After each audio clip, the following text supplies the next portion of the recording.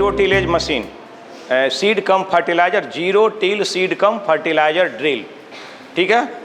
और zero tillage seed cum fertilizer drill से हम लोग क्या करते हैं कि हम सीड का बुआई करते हैं, ठीक है। और जीरो टिलेज, जैसे जीरो टिलेज हो गया तो जीरो टिलेज का मतलब है किसी भी फील्ड में यानी कि प्लॉट में हम यानी कि पहले से जुताई ना किया हो उसमें हम सीड का बुआई करते हैं, ठीक है। तो इस मशीन को आप समझने के लिए, जैसे इसको देखिए आप, ट्रांसपोर्टेशन व्हील हुआ और ये ड्राइव व्हील हुआ। ट्रांसपोर्टेशन व्हील का मतलब ये हुआ कि हमारा जो इससे सीड डेप्थ कंट्रोल करते हैं, इसको हम या तो फिर सीड डेप्थ कंट्रोल व्हील भी कह सकते हैं। और ये ड्राइव व्हील जिससे कि हमारा जितना भी सीड मैटरिंग मैकेनिज्म को ड्राइव करता है और इससे हमको बीज को गिराने में सहयोग मिलता है, ठीक है। ड्राइव यही करता है। तो इसमें अब क्या है कि सीड मैटरिंग मैकेनिज्म यानी कि सीड बॉक्स हो गया। अब जैसे इस मशीन को हम आगे देखते हैं, कैलिब्रेशन, जैसे कि सीड कैलिब्रेशन करना है, जानना है हमको, तो यहाँ पर देखना है, एक फार्मूला है, ठीक है, कि dash gram into 10,000 metre square यानी 1 हेक्टेयर, ठीक है। और n into D into W into pi into 10 revolution of drive wheel. अब n का क्या हुआ, नंबर ऑफ टाइम्स, ठीक है। D dia of drive wheel और w distance between two furrow openers. अब यहाँ पर इस फार्मूला पर हम इसको पुटअप करेंगे। जैसे कि आपको 11 टाइन का सीड ड्रिल है, ठीक है, तो यहाँ n का मतलब नंबर ऑफ टाइन 11, डाया ऑफ ड्राइव व्हील यानी कितना था कल, यानी कि 36 सेंटीमीटर, ठीक है।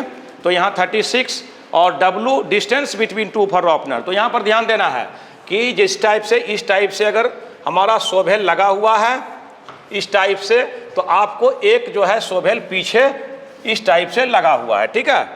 तो यहाँ पर मान लीजिए कि अगर ये 20 सेंटीमीटर यहाँ अगर आता है, नहीं 40 सेंटीमीटर अगर है, तो यहाँ एक जो सोभेल है पीछे, यहाँ हमारा जो बुआई होगा यहाँ 20 सेंटीमीटर पर होगा। तो distance between two furrow openers यानी कि 20 है या फिर 18 है, तो वो यहाँ पर डालना है।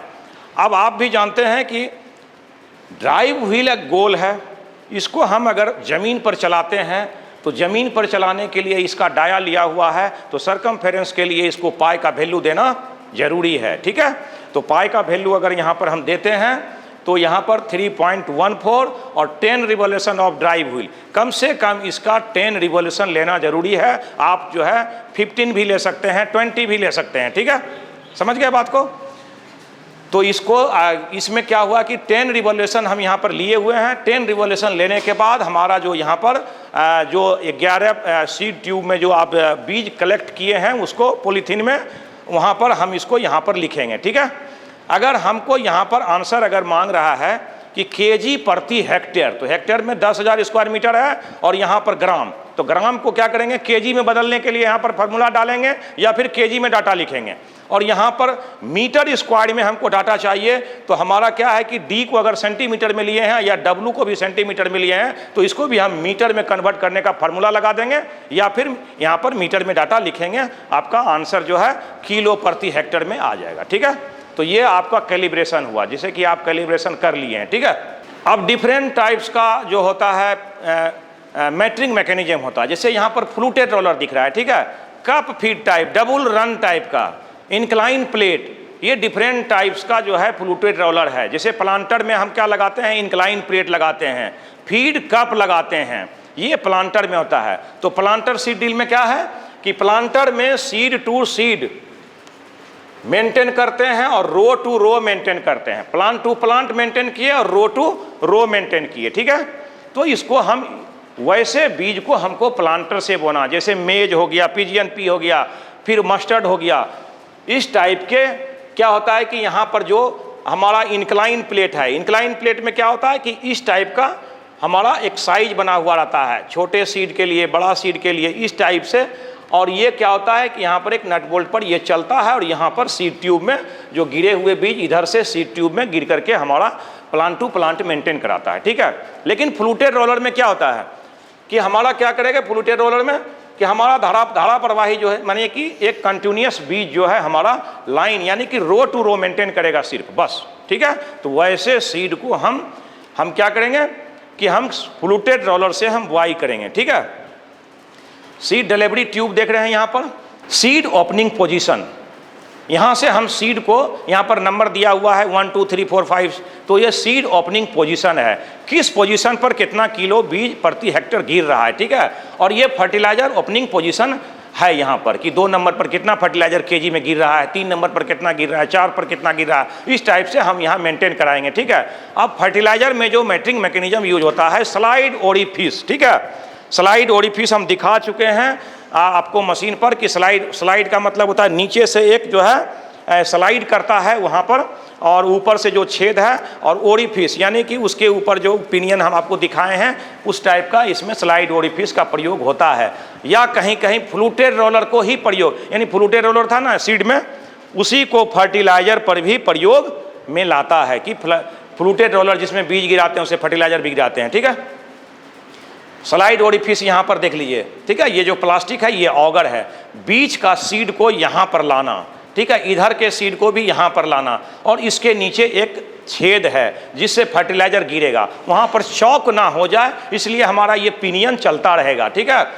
और ये वाला इधर देगा, ये वाला यहाँ देगा, ये वाला यहाँ, इस टाइप से हमारा, और नीचे से इसको कम करने के लिए एक स्लाइडर लगा हुआ है, ठीक है, इसलिए इसका नाम स्लाइड ओरिफिस कहा जाता है, ठीक है। अब यहाँ पर जैसे देख रहे हैं कि टाइन दिख रहा है, तो जीरो टिलेज में जो हम टाइन लगाते हैं उल्टा टी, ठीक है, उल्टा टी टाइप का दिखने में लगेगा उस टाइप का, ठीक है। और डिफरेंट टाइप के सोभेल भी होते हैं, जैसे कि आपको एक सीड बेड प्रिपरेशन किया हुआ में जो चलना है तो उसमें सोभेल दूसरा टाइप से लगा रहेगा। अब इसका हम अलग अलग पार्ट्स दिखाते हैं, जैसे आप देख सकते हैं कि यहाँ पर सीड बॉक्स है, सीड बॉक्स में जितना भी सिस्टम लगा हुआ है इसमें एक नंबरिंग किया हुआ है, ठीक है। तो यहाँ पर क्या है, सीरियल नंबर है, सीरियल नंबर के बाद किसमें क्या पार्ट्स लगा हुआ है, जैसे इसको हॉपर बोलते हैं, ठीक है, 1 नंबर को हॉपर। अब यहाँ पार्ट्स नंबर है, कहीं पर मान लीजिए कि सीड ड्रिल खराब हो गया, कुछ भी हो गया, हम कंपनी को सीधे पार्ट्स नंबर देंगे और आइटम लिखेंगे और कितना लगता है यहाँ पर, वो मैंने कितना पार्ट्स लगेगा वो यहाँ पर रहता है। आप इसका जो है इस टाइप से आप, जैसे यहाँ पर क्या है कि इसका जो जिस पर सीड हॉपर लगा हुआ रहता है उस पर जितना इसमें है, अब आगे देखा जा सकता है। मैट्रिंग मैकेनिज्म फर्टिलाइजर का ये हुआ और सीड ड्रिल का ये हुआ। फ्लूटेड रोलर देखिए इस टाइप का है, तो फ्लूटेड रोलर जैसे 11 है तो 11 रहेगा, यहाँ पर देखिए 11 पिनियन लगा हुआ है, यानी कि फर्टिलाइजर में 11 पिनियन यहाँ पर चलेगा।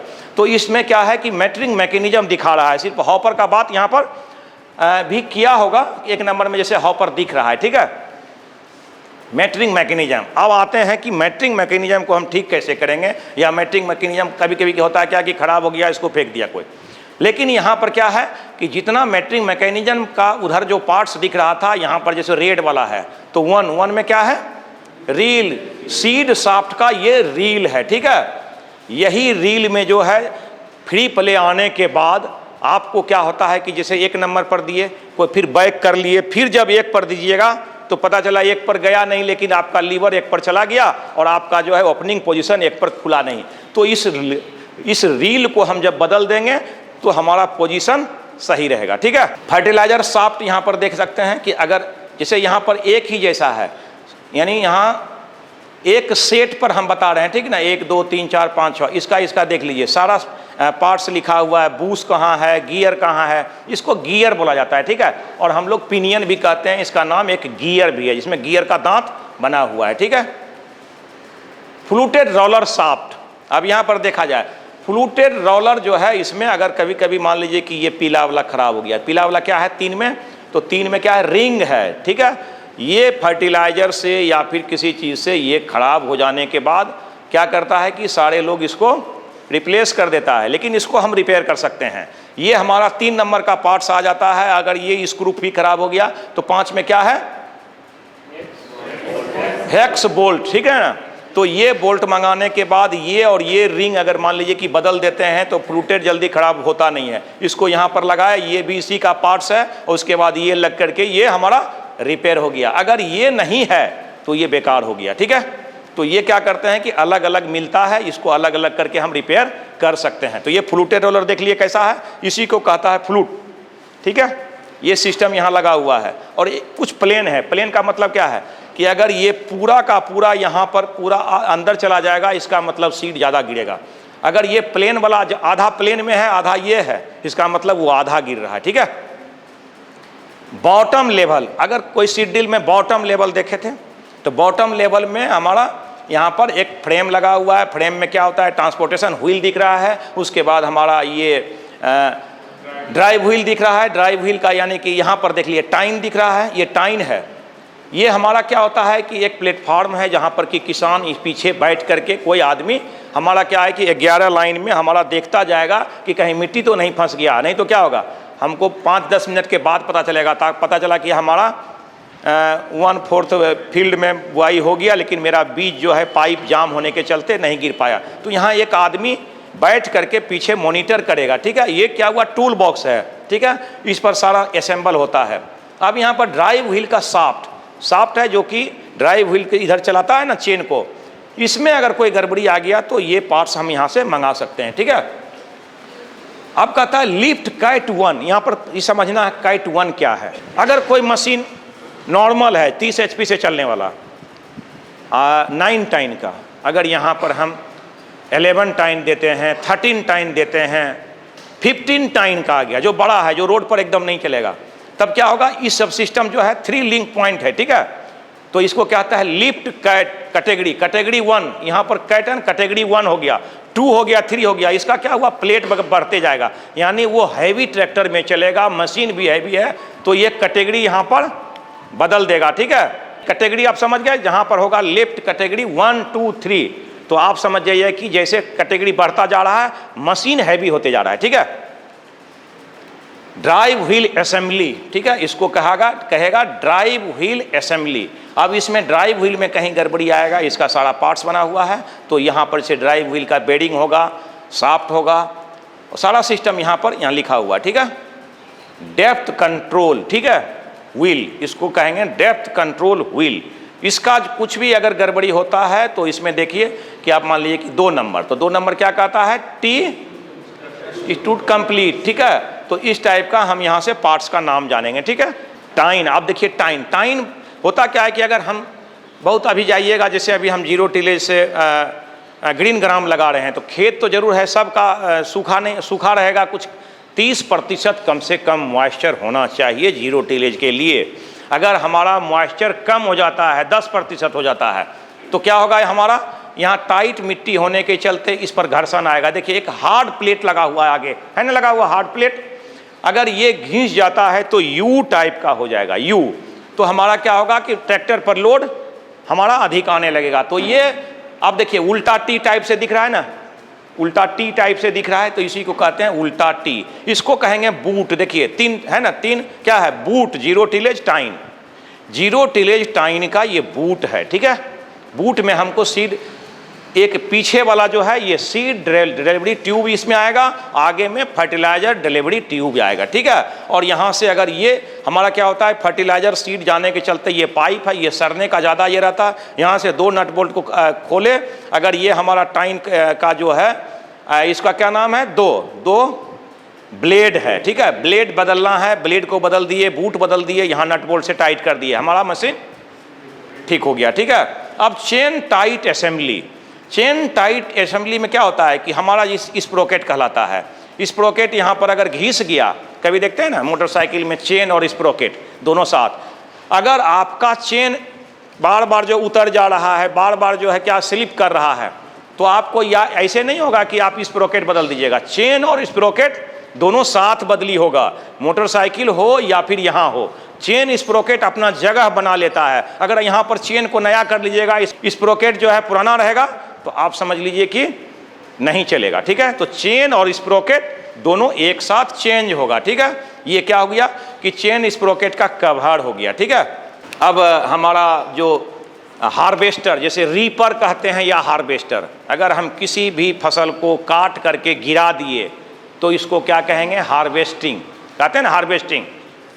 लेकिन एक कंबाइन हार्वेस्टर होता है, कंबाइन का मतलब कि हाँ, कि बहुत सारा ऑपरेशन साथ में हो रहा है, जैसे कटाई हो रहा है, थ्रेसिंग हो रहा है, उसके बाद फिर क्लीनिंग हो रहा है, ठीक है। तो ये तीनों साथ में हो रहा है, तो इसको कहेंगे कंबाइंड हार्वेस्टर। अगर सिर्फ काट करके गिरा दे रहा है तो इसको जब चौड़ाई है लगभग 9 फीट होगा या 8 फीट होगा, इस चौड़ाई के फसल को काट करके एक साइड में गिरा देगा, तो ये कहेंगे ट्रैक्टर ऑपरेटेड हार्वेस्टर, क्योंकि इसमें अपना कोई तरह का इंजन नहीं है। इसको कहीं अटैच करते हैं, अटैच करने के बाद पावर लगता है ट्रैक्टर से, ट्रैक्टर से पावर लगने के बाद ये हो गया ट्रैक्टर ऑपरेटेड रीपर या हार्वेस्टर, रीपर भी कर सकते हैं, ठीक है।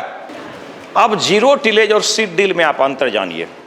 जीरो टिलेज में जो ब्लेड आप देख रहे थे टाइन का, वो ब्लेड था। यहाँ पर क्या है, सोभेल जो लगा हुआ है, यहाँ देखिए कितना चौड़ाई है, ठीक है। कम से कम 2 सेंटीमीटर या 2.5 सेंटीमीटर का ये सोभेल है, बस। जीरो टिलेज और सीड ड्रिल में यही अंतर। सीड बेड प्रिपरेशन किए हुए फील्ड में सीड ड्रिल से बुआई करेंगे, और जीरो टिलेज में क्या है कि हमारा विदाउट टिलेज किए हुए हमारा जो ब्लेड है उसको 35% नमी में हमको बहुत अच्छा बुआई करेगा, ठीक है। उसमें जुताई करने की ज़रूरत नहीं है। वैसे फील्ड में हमारा लगभग 30% इरीगेशन का सेव होता है, ठीक है, और यहाँ पर हमारा 30% ज़्यादा लगता है।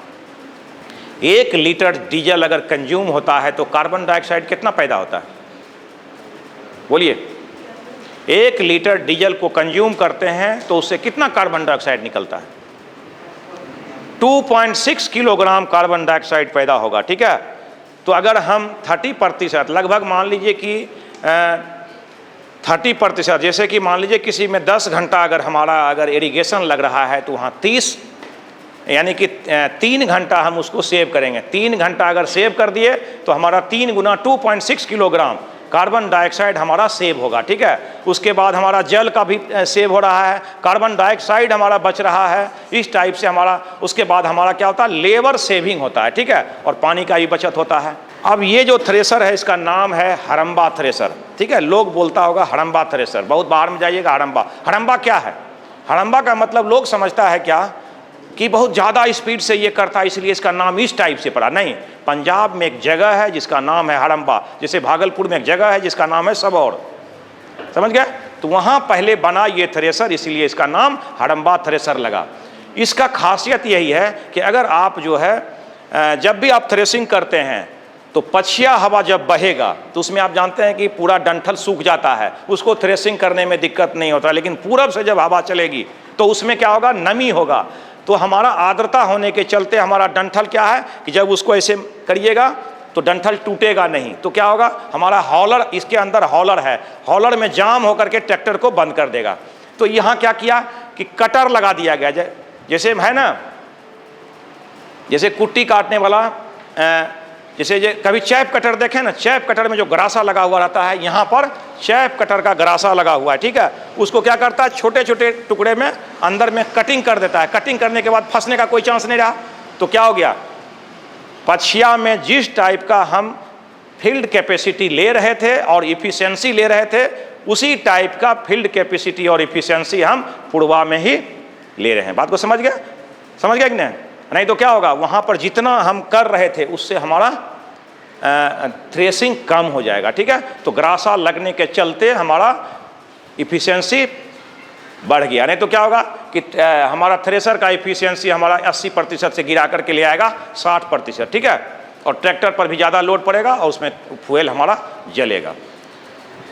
Strip till drill, strip till drill क्या है कि यहाँ हमारा एक छोटा सा रोटावेटर लगा हुआ है, ठीक है, 90 डिग्री पर नहीं लेकिन छोटा, इस टाइप से।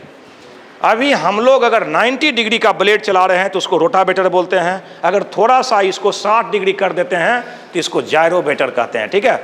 तो रोटावेटर क्या है, 90 डिग्री पर जब चलता है तो हम 600 आरपीएम पर जब शाफ्ट को चलाते हैं तो एक शाफ्ट पर 3 ब्लेड लगने के चलते हमको लगभग 1 मिनट में जितना दूर ट्रैक्टर जाती है उसमें उतना बार हमको वहाँ पर क्या करता है, ठोकर लगा, मैंने कस के पीटता है ज़मीन को, ठीक है।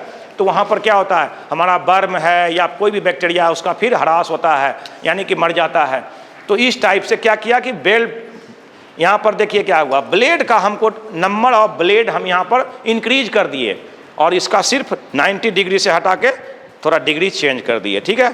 तो इसमें क्या होता है कि थोड़ा हमारा जो ज़मीन पर जो है हमारा बुरा इफेक्ट जो दे रहा था इसमें, तो इसका नाम क्या हुआ, रोटावेटर की जगह पर जायरोवेटर। ठीक है, जायरोवेटर बोलना है, क्योंकि रोटावेटर सब जान रहा है गांव में, लेकिन जब जायरोवेटर आ गया तो जान नहीं रहा। तो यहाँ पर जायरोवेटर लगा हुआ है और पीछे सीड ड्रिल लगा हुआ है। इसमें क्या होगा, मिनिमम टिलेज करेगा और बुआई कर देगा। ठीक है, तो मिनिमम टिलेज, पीछे एक रोलर लगा रहेगा। रोलर में क्या होता है कि बुआई करेगा और रोलर उसको कवर कर देगा, ठीक ना, मिट्टी से कवर कर देगा। तो क्या लगेगा कि एक प्लैंकिंग किया हुआ आपको फील्ड मिलेगा और लगभग इसमें 11% आपको उत्पादन बढ़ेगा। ठीक है, ट्रांसप्लांटर मशीन आप चटाई नुमा सीड, अगर यहाँ पर जो चटाई नुमा बीज को यहाँ पर ग्रो करते हैं, और चटाई नुमा यानी कि अपने सीडलिंग को 5 टाइम कंप्रेस कर करके हम एक, जैसे कि आपको कन्वेंशनल में 500 स्क्वायर मीटर में अगर आपको सीडलिंग ग्रो करना है 1 हेक्टेयर के लिए, तो यहाँ 100 स्क्वायर मीटर में हमको उसी सीडलिंग को ग्रो करते हैं। और यहाँ पर फ्रेम के हिसाब से यहाँ कटिंग कर करके आप यहाँ पर पडल्ड खेत में, जैसे आज पडल करेंगे तो कल हम इसमें सोइंग करेंगे, वो ट्रांसप्लांटिंग करेंगे। ट्रांसप्लांटिंग यहाँ पर क्या है, वॉकिंग स्पीड से हमारा 8 लाइन में यहाँ पर ट्रांसप्लांटिंग हो रहा है, और लगभग 1 घंटा में 1 एकड़। ठीक है, तो 8 घंटा में लगभग 7 से 8 एकड़ हमको ट्रांसप्लांटिंग इससे हो जाएगा। ठीक है, तो इसमें क्या होगा, लेबर सेविंग होगा, टाइमली सोइंग होगा। ठीक है, ट्रांसप्लांटिंग होगा।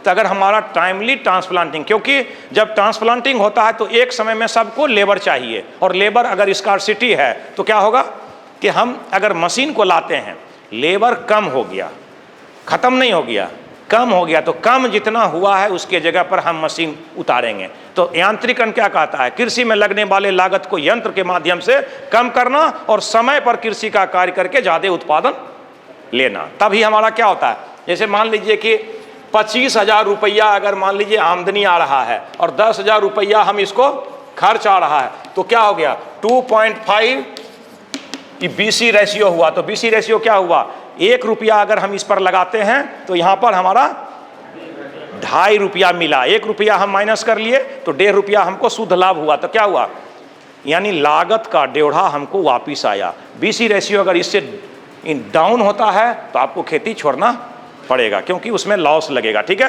तो आपको कम से कम 2.5 से BC रेशियो ऊपर रखना। इसके लिए क्या करना होगा, मशीन का प्रयोग करना होगा। जहां हम ज़्यादा लेबर लगा रहे हैं वहां हम मशीन को उतारेंगे और टाइमली ट्रांसप्लांटिंग कर करके हम क्या करेंगे, उसी बीज वेराइटी को हम टाइमली सोइंग कर करके ट्रांसप्लांटिंग कर करके हम क्या करेंगे, ज़्यादा उत्पादन लेंगे। तब क्या होगा, अगर ज़्यादा उत्पादन अगर है ले रहे हैं तो हमारा BC रेशियो ये है। इसी BC रेशियो को बढ़ाने के लिए क्या करना पड़ेगा, अगर आपको कहें कि 30,000 रुपया आमदनी लेते हैं, अगर कोई कहता है कि हम जो है ट्रेनिंग करके 10,000 रुपया ही लगाते हैं, तो क्या हुआ 3.0 हुआ, बहुत कम बढ़ा। लेकिन हम क्या बोले कि अगर आप ज़्यादा उत्पादन लेना चाहते हैं, यानी ज़्यादा स्पीड लेना चाहते हैं गाड़ी में, तो एक्लेटर देना पड़ेगा। एक्लेटर दे दिए तो खर्च भी बढ़ेगा। 30,000 करने के लिए हम अगर हाइब्रिड लाते हैं या फिर मान लीजिए उसको फर्टिलाइजर का डोज बढ़ाते हैं तो ये भी बढ़ जाएगा। अगर ये बढ़ गया तो फिर मान लीजिए कि 30,000 में क्या होगा, 12,000 रुपया लगभग आ जाएगा धीरे धीरे करते। तो यहाँ पर 2.5 ही आया। अब 30,000 रुपया आया स्पीड लेने के लिए, 25,000 से हम 30,000 किए तो हमारा 12,000 आ गया। 12,000 आने के बाद क्या हुआ, 2.5 आया। हम जैसा पहले कर रहे थे वहीं पर हम यहाँ पर आ गए।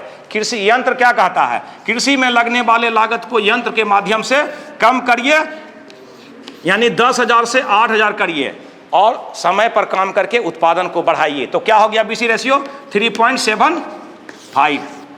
कितना स्पीड से बढ़ा, इस हिसाब को देखिए, कैलकुलेशन को देखिए।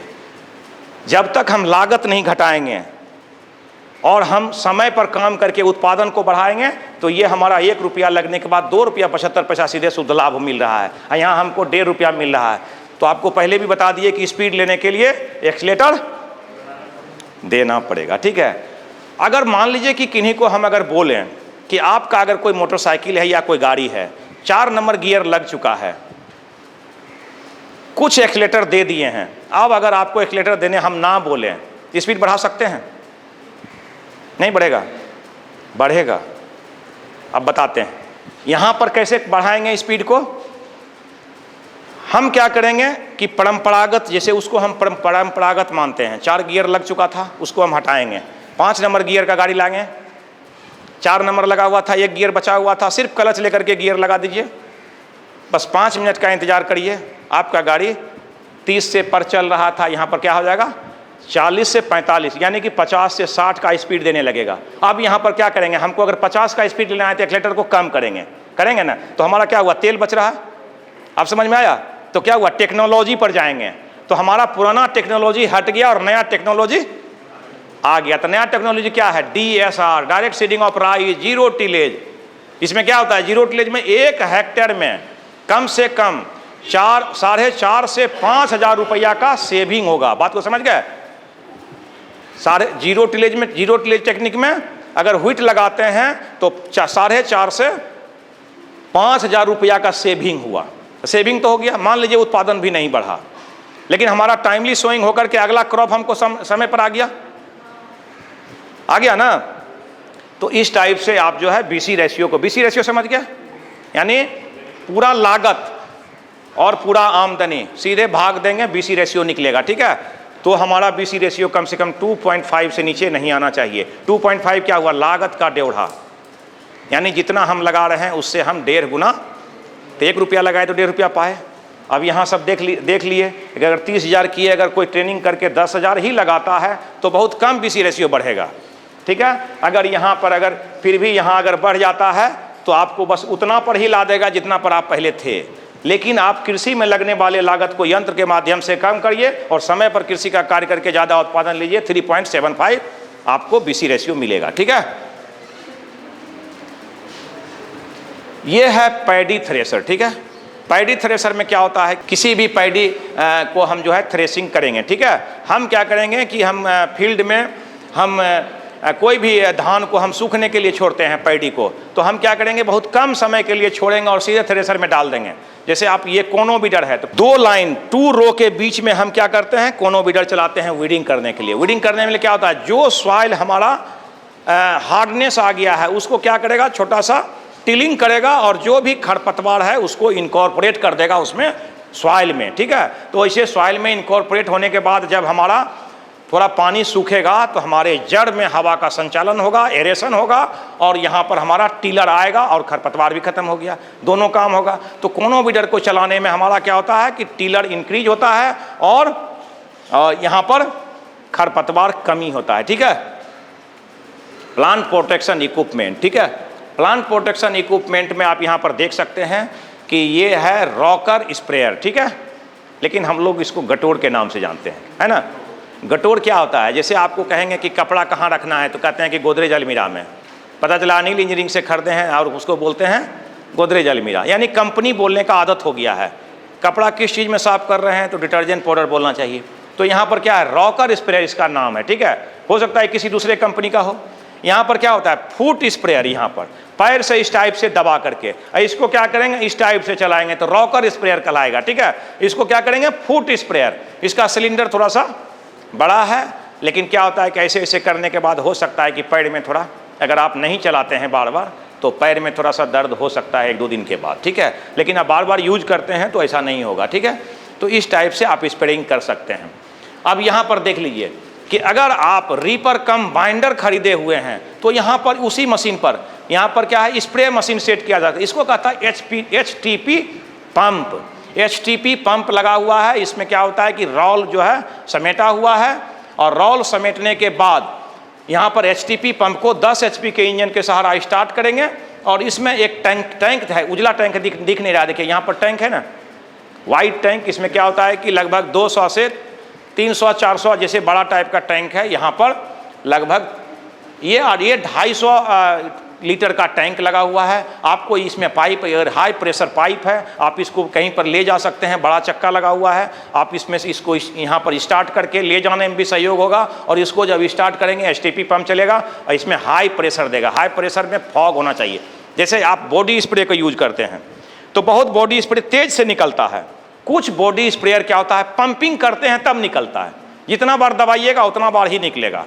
तो इसमें क्या है, जब पंपिंग करते हैं तो चापाकल जैसे चलता है उस टाइप से निकालते हैं, लेकिन कुछ स्प्रेयर क्या होता है कि जिसे दबाते हैं निकलने लगता है, तो उसका क्या होता है, पाइप नीचे लगा हुआ रहता है, ऊपर गैस भरा हुआ रहता है। गैस क्या हुआ, पिस्टन का काम कर रहा है, प्रेशर दे रहा है, गैस प्रेशर दिया तो हमारा क्या हुआ, नीचे उसका ट्यूब लगा हुआ है और सेंट हमारा क्या है, नीचे है।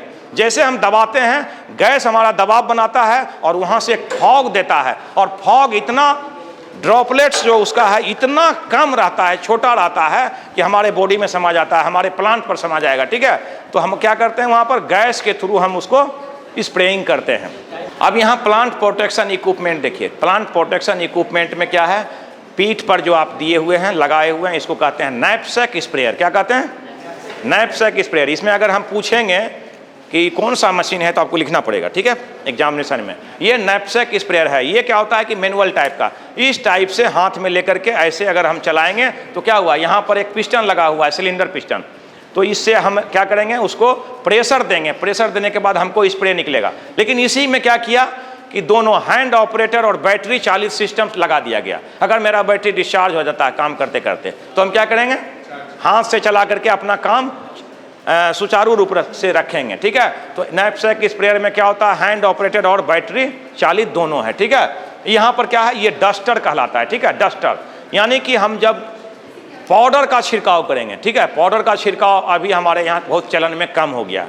कहता है कि अगर फूल पर फ्लावरिंग स्टेज में अगर कोई प्लांट है तो वहाँ पर स्प्रे नहीं करना चाहिए। तो वहाँ पर अगर कीड़ा लग गया या कोई बीमारी है तो हम पाउडर का छिड़काव करेंगे सुबह में, जब हमारा ओस गिरा हुआ हो। ठीक है, तो ओस गिरा हुआ में क्या करेंगे, पाउडर का छिड़काव करेंगे, इस टाइप से घुमा करके, यहाँ पर देखिए एक हैंडल दिया हुआ, इस टाइप से घुमाएंगे। या फिर पावर स्प्रेयर अगर रहता है इस डस्टरिंग, तो पावर से स्टार्ट कर देंगे, ब्लोअर से हवा देगा अंदर और एक धूल टाइप का वो इधर से यहाँ से निकालेगा। ठीक है, तो यहाँ पाइप नहीं होकर के बड़ा जैसा पाइप रहेगा, मोटा। ठीक है।